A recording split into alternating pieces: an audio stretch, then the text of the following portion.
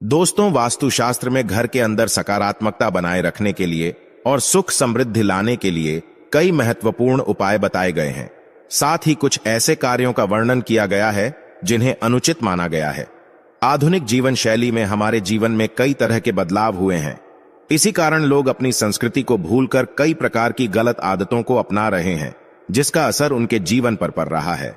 पहले के जमाने में लोग जमीन पर बैठकर भोजन करते थे, जिस कारण उनके शरीर की ओर पृथ्वी की ऊर्जा का मिलन हो जाता था और जिस कारण से वे स्वास्थ्य और बलशाली होते थे। आजकल देखा गया है कि कमजोरी आम सी बात हो गई है। प्राचीन ग्रंथों में खाना खाते समय कुछ नियम बताए गए हैं जो हमें ध्यान में रखने चाहिए, और ये नियम वैज्ञानिक दृष्टिकोण से बहुत ही सही साबित हुए हैं। तो चलिए जान लेते हैं वास्तुशास्त्र के अनुसार भोजन करते समय हमें कौन सी बातों का ध्यान रखना चाहिए। लेकिन उससे पहले आपसे रिक्वेस्ट है कि हमारी वीडियो को लाइक जरूर करना, तो ये वीडियो जरूर पूरा देखें। तो दोस्तों, चलते हैं और सुनते हैं गुरुजी से कि वो क्या कहते हैं इसके बारे में। नंबर 1, रसोई घर। वास्तु के अनुसार रसोई घर को बृहस्पति ग्रह का प्रतीक माना गया है। रसोई घर को स्नान ग्रह है या शौचालय के ऊपर या नीचे कभी नहीं बनाना चाहिए। रसोई घर को शौचालय के ठीक सामने भी ना बनवाएं। यहाँ तक कि स्नानगृह है या शौचालय की दीवार एवं भोजन कक्ष की दीवार भी एक दूसरे के साथ ना लगती हो। ये भी बात ध्यान में रखें कि रसोई घर का दरवाजा कभी भी शौचालय के दरवाजे के ठीक सामने ना बनवाएं। इससे शौचालय की सारी नकारात्मक ऊर्जा भोजन कक्ष में प्रवेश करती है, जिसका असर आपके स्वास्थ्य पर पड़ सकता है। नंबर 2, भोजन करते समय दिशाओं का ध्यान रखना आवश्यक है। पूर्व अथवा उत्तर की दिशा में मुख करके भोजन करना सर्वोत्तम माना गया है। ये सर्वोत्तम दिशा मानी गई है। इससे मनुष्य का स्वास्थ्य ठीक रहता है और देवी देवताओं की कृपा बनी रहती है। दक्षिण दिशा की ओर मुख करके भोजन करने से यश, मान, सम्मान की प्राप्ति होती है और पितरों का आशीर्वाद मिलता है। परंतु जिन लोगों के माता पिता जीवित हैं, उन्हें दक्षिण दिशा की ओर मुख करके कभी भी भोजन नहीं करना चाहिए, बल्कि उन्हें अपना मुख पश्चिम दिशा की ओर करना चाहिए। वास्तु के अनुसार दक्षिण और पश्चिम दिशा के मध्य की दिशा की ओर मुख करके भोजन करने से पाचन शक्ति कमजोर होती है तथा पेट की बीमारियां हो सकती है। नंबर 3, भोजन की शुरुआत करने से पहले हाथ, पैर और मुंह धो लेने चाहिए। इससे आयु में वृद्धि होती है। गीले पैरों के साथ भोजन करना शुभकारी माना गया है। जल पंचतत्व में से एक है। जमीन पर बैठने से पृथ्वी और जल तत्व का मिलना स्वास्थ्य के लिए उत्तम होता है। इससे सिर में ऊर्जा का प्रवाह अच्छी तरह से होता है। साथ ही यह मन को शांत रखता है और क्रोध का नाश करता है। अग्न्य कोण की दिशा यानी दक्षिण पूर्व दिशा की ओर मुख करके भोजन करने से यौन संबंधी बीमारियां हो सकती है। इसके अलावा स्वप्न दोष भी होता है। नंबर 4, शास्त्र के अनुसार पालती मारकर भोजन करना सर्वोत्तम माना गया है। कुर्सी पर बैठकर टांग हिलाते हुए भोजन करना अशुभ माना जाता है। जिन लोगों को पैसे की तंगी होती है तथा धन कमाने की चिंता रहती है, उन्हें पश्चिम दिशा की ओर मुख करके ही भोजन करना चाहिए। इस दिशा में भोजन करने से व्यक्ति की आर्थिक स्थिति ठीक हो सकती है। नंबर 5, ध्यान रहे, टूटे फूटे अथवा गंदे बर्तनों में भी कभी भोजन ना करें।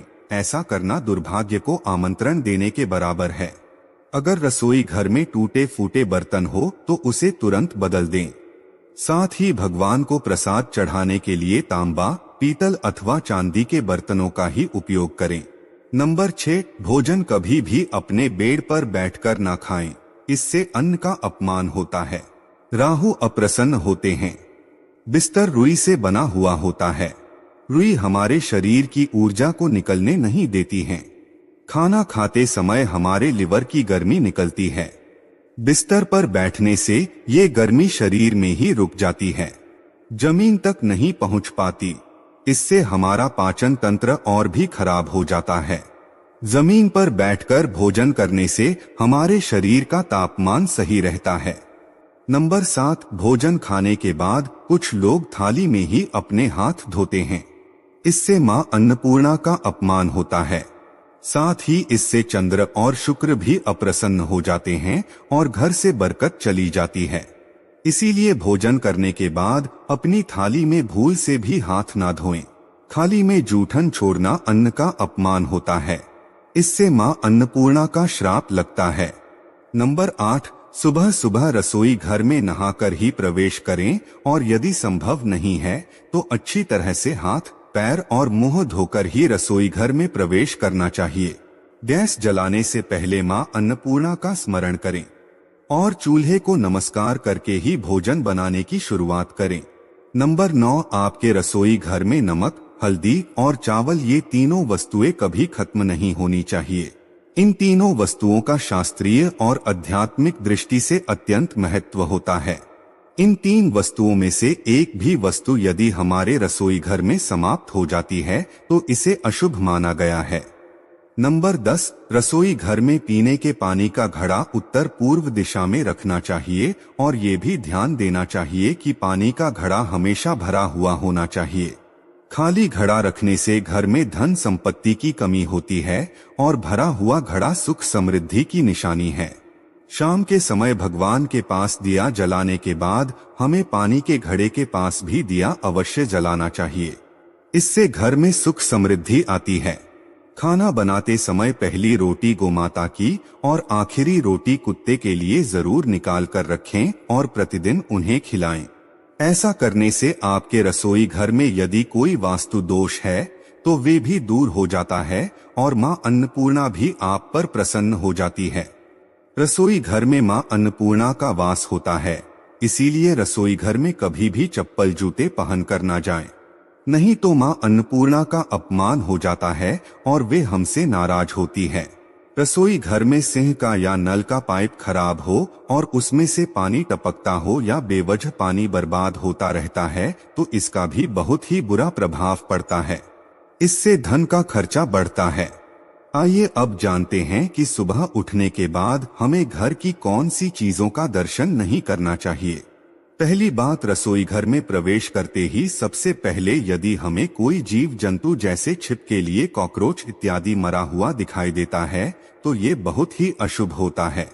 लेकिन आप तुरंत ही उसे उठाकर बाहर फेंक दें और उस जगह को अच्छी तरह से साफ करके ईश्वर का स्मरण करें और किसी भी मूल चूक और किसी भी भूल चूक के लिए क्षमा मांग लें।